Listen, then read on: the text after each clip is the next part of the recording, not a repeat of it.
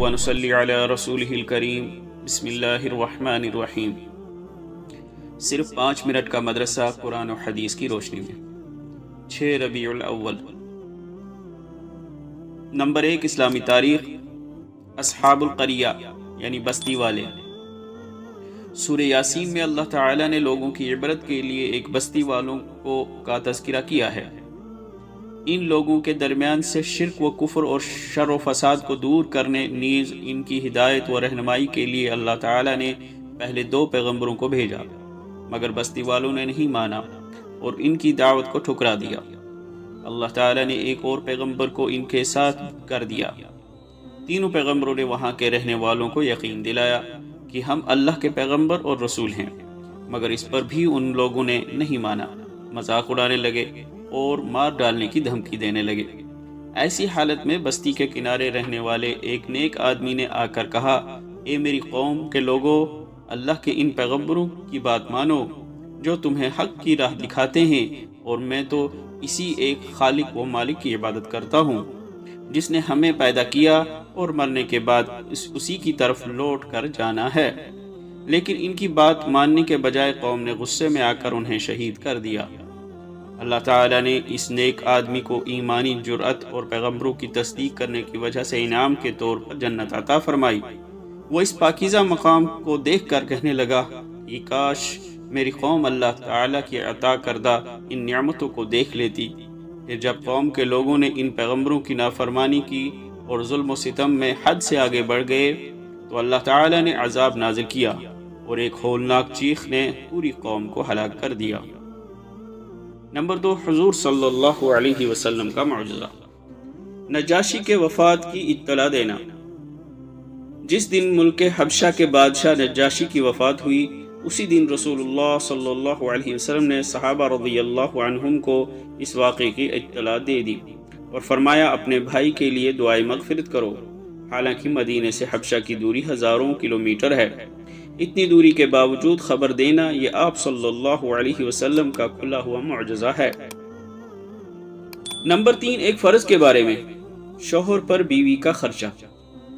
رسول اللہ صلی اللہ علیہ وسلم نے فرمایا، تم پر واجب ہے کہ تم عورتوں کے لیے قاعدے کے موافق کھانے اور کپڑے کا انتظام کرو۔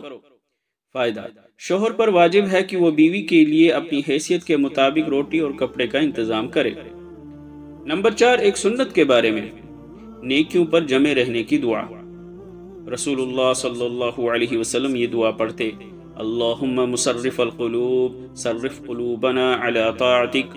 ترجمہ، اے اللہ، اے دلوں کو پھیرنے والے، تو ہمارے دلوں کو اپنی فرما برداری کی طرف پھیر دے۔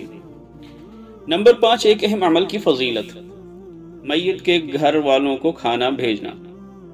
حضرت عبداللہ بن جعفر رضی اللہ عنہما بیان کرتے ہیں کہ جب حضرت جعفر رضی اللہ عنہ کے شہید ہونے کی خبر آئی تو آپ صلی اللہ علیہ وسلم نے فرمایا، جعفر کے گھر والوں کے لیے کھانا تیار کیا جائے، کیونکہ انہیں ایسا حادثہ پیش آ گیا ہے جس کی وجہ سے وہ کھانے کی طرف توجہ نہیں کر سکیں گے۔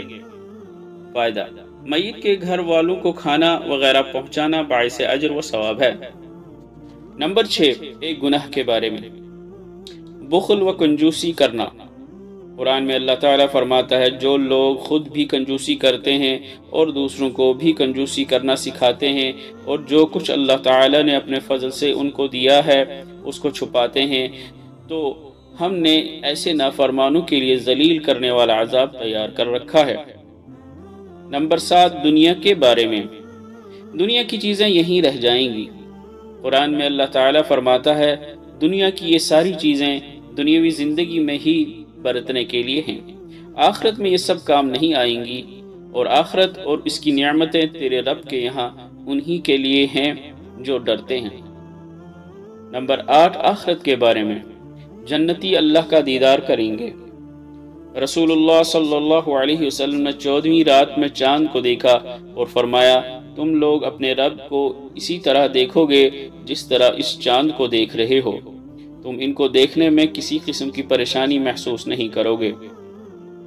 نمبر 9 طب نبوی سے علاج، کھڑے ہو کر پانی پینا نقصان دہ ہے۔ رسول اللہ صلی اللہ علیہ وسلم نے کھڑے ہو کر پانی پینے سے منع فرمایا ہے۔ فائدہ: کھڑے ہو کر پانی پینا معدے کو نقصان پہنچاتا ہے، اس لیے اس سے بچنا چاہیے۔ نمبر 10، نبی صلی اللہ علیہ وسلم کی نصیحت: اللہ سے مغفرت مانگتے رہو۔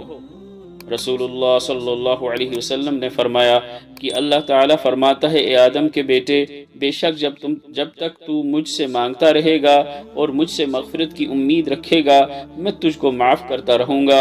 اے آدم کے بیٹے، اگر تو زمین بھر کر گناہ کے ساتھ بھی مجھ سے ملے، اس حال میں کہ میرے ساتھ کسی کو شریک نہ کیا ہو، تو میں بھی زمین بھر کر مغفرت کے ساتھ تجھ سے ملوں گا، یعنی زمین بھر گناہوں کو معاف کر دوں گا۔ اللہ تعالی عمل کرنے کی توفیق عطا فرمائے۔ وآخر دعوانا ان الحمد للہ رب العالمین۔